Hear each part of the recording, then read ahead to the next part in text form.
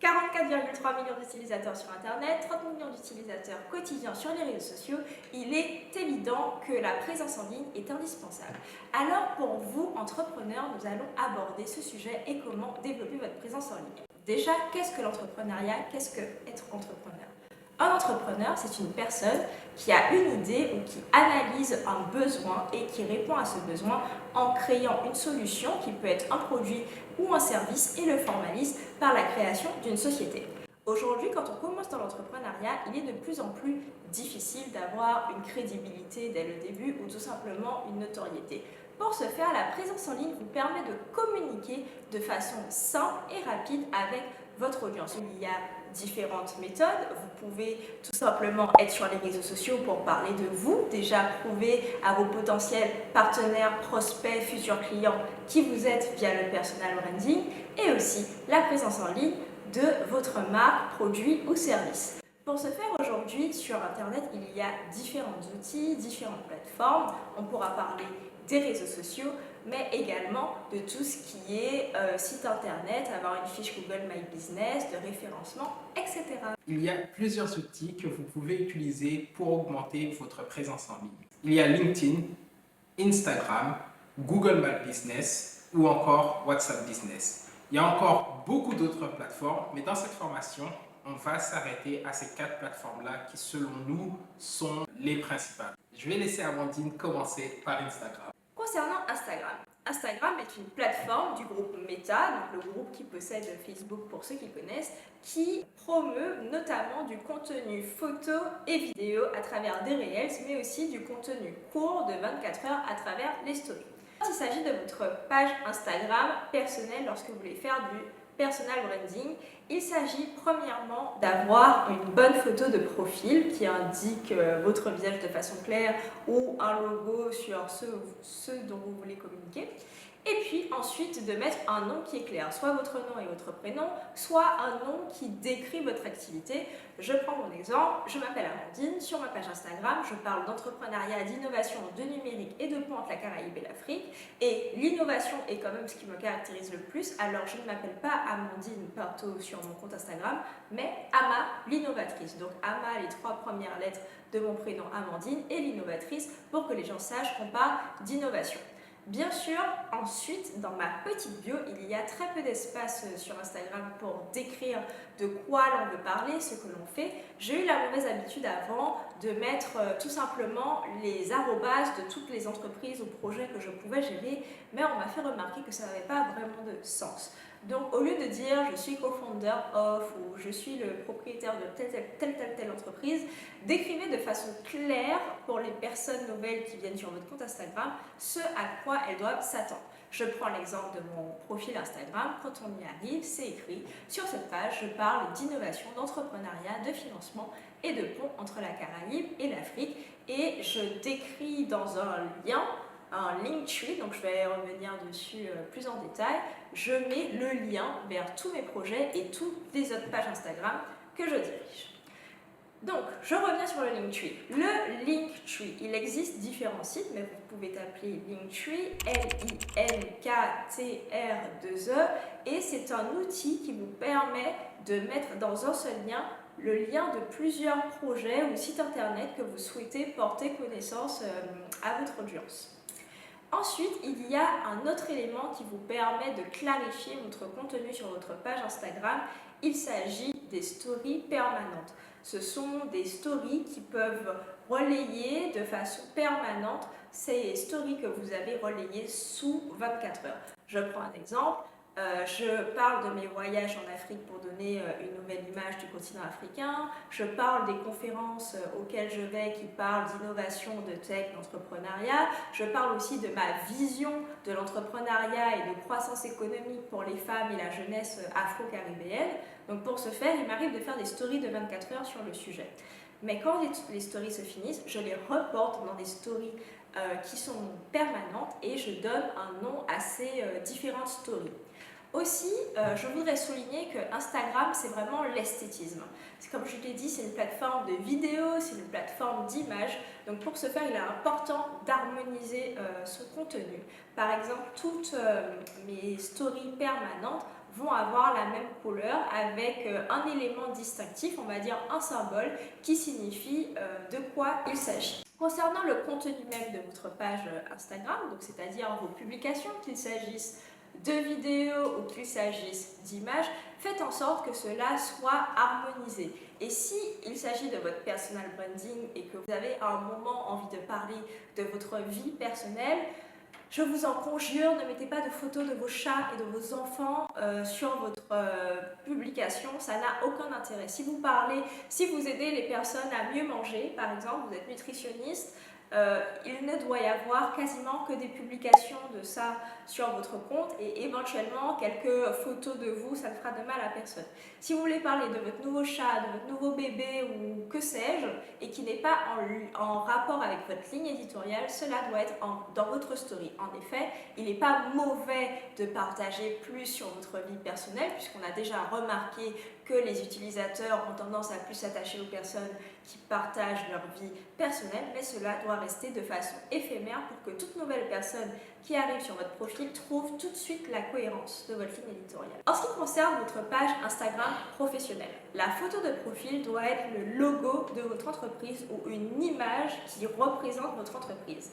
Ensuite, dans votre bio, il doit y avoir quel service, quel produit vous vendez, quelle est votre valeur ajoutée en des termes très concis et aussi un site internet ou un Linktree comme j'en ai parlé tout à l'heure qui vous permet de référencer tous les produits et services que vous vendez. Alors c'est vrai que la communication en personal branding et la communication quand on vend du produit est différente. Vous ne pouvez pas, sur votre page Instagram, que mettre des photos de votre produit, sauf si vous êtes un restaurant ou que vous vendez des bijoux. En tout cas, dans tout ce qui est vente d'accessoires, c'est quelque chose que vous pouvez valoriser de façon esthétique sur votre profil. En revanche, si vous vendez du service ou des produits plus techniques des restaurants ou de la bijouterie, il va falloir que vous puissiez apporter une valeur ajoutée à ce que vous mettez sur ce profil. Je prends un exemple. Donc moi, j'ai un cabinet de conseil basé à Dakar qui met en relation les startups africaines avec les fonds d'investissement en Afrique francophone. Il n'y a pas de produit visible. Donc pour ce faire, j'ai créé un dossier dans un Drive, vous pouvez créer n'importe où je fais de la veille d'articles sur tout ce qui peut exister sur le monde économique, sur le monde des startups, sur les mondes de la tech et de l'investissement en Afrique. Donc pour ce faire, en faisant cette veille d'articles, cela me permet d'avoir des informations régulières à partager sur mes réseaux sociaux, que ce soit en story ou que ce soit sur le compte. Donc par exemple, je vais créer une publication, je vais définir une couleur. La couleur va souvent être la couleur que vous avez choisie pour mettre en avant votre entreprise. Je prends mon exemple, il s'agit du bleu. Donc j'ai créé que des publications bleues avec du texte blanc où j'écris par exemple, cette semaine c'est les Dira Tips, je prends un exemple, d'ici 2050, il y aura 50% de jeunes sur le continent africain, ce qui va créer une croissance de 20% économique. Et j'écris Dira Learning. Donc je crée aussi des petits noms marketing auxquels les gens s'attachent pour savoir de quoi il s'agit. Donc ça c'est une chose. Maintenant aussi, vous devez dans votre entreprise valoriser votre vie professionnelle. C'est-à-dire que vous ne pouvez pas mettre que du produit. Les gens ont besoin de voir qu'il y a des personnes derrière cette entreprise. Donc ça peut être des séances de travail, ça peut être vous qui avez fait un partenariat ou autre. En tout cas, si vous êtes dans le secteur du service et de produits qui ne sont pas visibles, je vous conseille cette approche sur Instagram. Merci Amandine pour cette description détaillée d'Instagram. Nous passons donc à LinkedIn. Donc LinkedIn est un réseau professionnel. À la différence des autres réseaux sociaux, là vous avez vraiment la possibilité d'être mis en avant en face de professionnels. C'est très important d'organiser sa page de manière professionnelle pour pouvoir taper à l'œil des entreprises qui vous intéressent. La première chose à faire, c'est bien sûr, comme sur Instagram, avoir une photo professionnelle. Et aussi, vous avez l'occasion d'avoir la bannière en haut de votre profil LinkedIn. Beaucoup de personnes mettent simplement une photo quelconque. Je vous conseille d'écrire clairement ce que vous faites sur cette bannière. C'est la première interaction que les gens auront en visitant votre profil LinkedIn. Donc, en moins de 5 secondes, ils doivent savoir qui vous êtes, ce que vous faites et quelle valeur ajoutée vous pouvez leur apporter. Aussi, à l'endroit où vous pouvez mettre votre position, nous vous conseillons non pas de mettre simplement votre position, par exemple chargé de marketing social, mais de mettre vraiment comment vous pouvez aider les entreprises. Par exemple, j'aide les entreprises à augmenter leur chiffre d'affaires de 20% en 3 mois. Là, on est vraiment sur du qualitatif. Les gens peuvent savoir ce que vous pouvez apporter et c'est moins vague que de dire je suis chargé de online marketing. Il y a des choses que vous devez rajouter dans votre profil LinkedIn. Elles ne sont pas sur la page LinkedIn de base.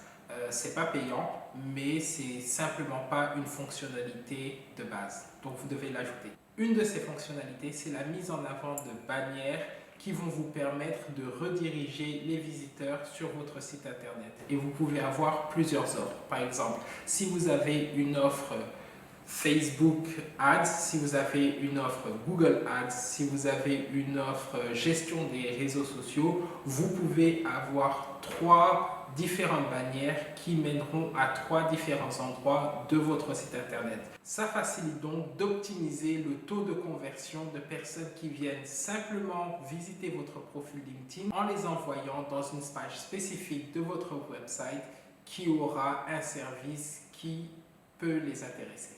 Enfin, je vous conseille grandement de poster sur LinkedIn. De la même façon que Amandine vous a dit de ne pas poster de la pluie et du beau temps, vous devez définir pourquoi je veux être connu sur LinkedIn. Est-ce que je veux être connu pour poster des Motivational Monday ou des blagues, ou alors je suis gestionnaire de réseaux sociaux et donc 80% de mes posts seront en relation avec la gestion des réseaux sociaux.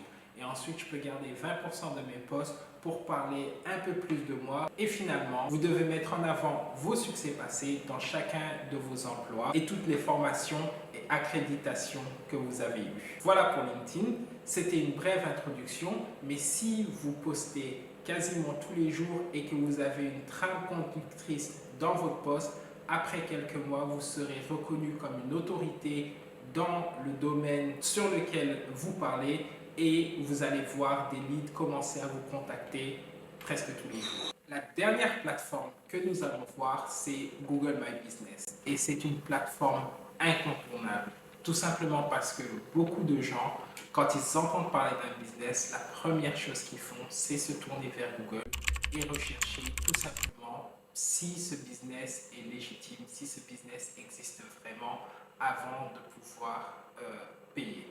Le premier avantage d'être sur Google My Business, c'est d'avoir des avis clients qui sont non seulement authentiques, mais visibles de tous. Imaginez que vous voulez acheter un produit, disons une paire de chaussures, et il y a 2 entreprises qui proposent la même paire de chaussures au même prix. La différence, c'est que l'un est sur Google My Business et vous voyez qu'il y a 500 anciens clients qui ont laissé un avis positif. Et de l'autre côté, vous avez un autre business qui n'a que 2 avis clients qui ont laissé un avis positif. Lequel allez-vous choisir? Bien évidemment, celui qui a les 500 avis positifs parce que ça ramène plus de crédibilité et vous êtes 100% sûr que ce business va livrer exactement les chaussures que vous avez commandées. Le deuxième avantage d'être sur Google My Business, c'est que c'est directement lié à Google Maps. Du coup, les clients potentiels peuvent trouver votre magasin et avoir l'itinéraire direct de leur lieu de départ à votre magasin. Ça permet aussi de mettre les horaires d'ouverture de votre magasin et enfin, quand il y a des jours fériés, ça vous permet de dire si vous êtes ouvert ou fermé à ces jours spécifiques. Donc en fait, c'est vraiment une base de données de tous les business qui sont inscrits à Google et ça vous permet vraiment d'être visible de tous et d'avoir une porte ouverte sur le monde. Enfin, un autre gros avantage de Google My Business, c'est que c'est un outil collaboratif. Vous avez un hôtel et vous avez vos photos. On sait que beaucoup d'hôtels utilisent Photoshop pour améliorer leurs photos. L'avantage d'avoir un outil collaboratif, c'est que les clients peuvent poster leurs propres photos. L'avantage de cet outil collaboratif, c'est d'avoir de la crédibilité parce que les photos des clients représentent à 100% la réalité de votre service. Et finalement, il y a une rubrique questions et réponses sur Google My Business. Donc Google My Business, c'est un peu un mini website, mais qui est disponible dans le moteur de recherche de Google. Ça vous aide pour le référencement naturel et vous pouvez avoir le lien pour votre website. Si vous n'avez pas encore Google My Business, je vous conseille grandement d'ouvrir une page aujourd'hui. C'est un service à 100% gratuit. Vous devez simplement aller sur business.google.com.